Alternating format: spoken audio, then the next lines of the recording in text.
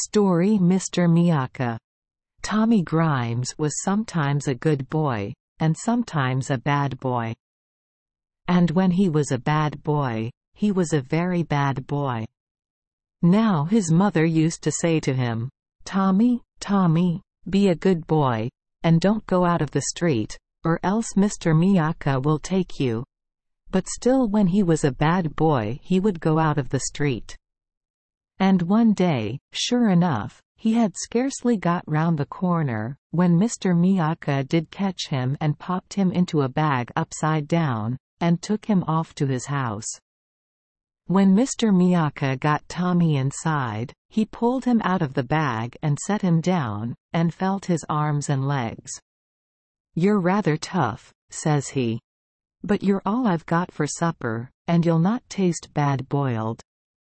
But body o' me, I've forgot the herbs, and it's bitter you'll taste without herbs.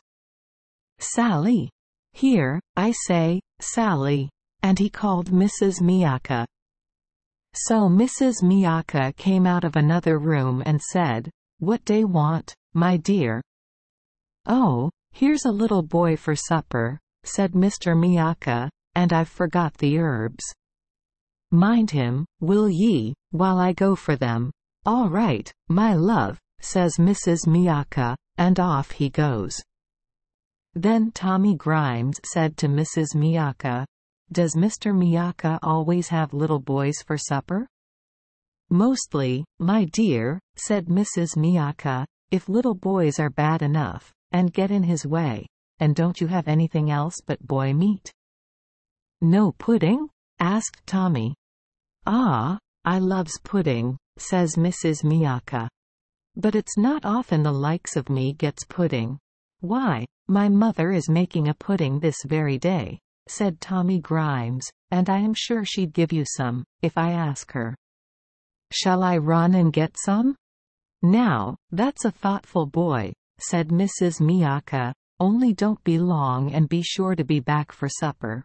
So off Tommy pelters, and right glad he was to get off so cheap. And for many a long day he was as good could be, and never went round the corner of the street. But he couldn't always be good.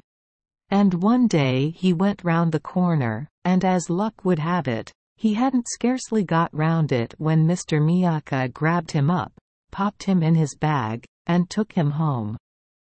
When he got him there, Mr. Miacca dropped him out.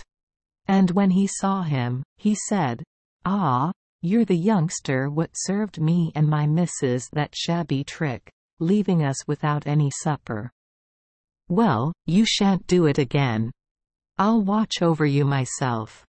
Here, get under the sofa, and I'll set on it and watch the pot boil for you." So poor Tommy Grimes had to creep under the sofa, and Mr. Miacca sat on it and waited for the pot to boil. And they waited, but still the pot didn't boil, till at last Mr. Miacca got tired of waiting, and he said, "Here, you under there, I'm not going to wait any longer.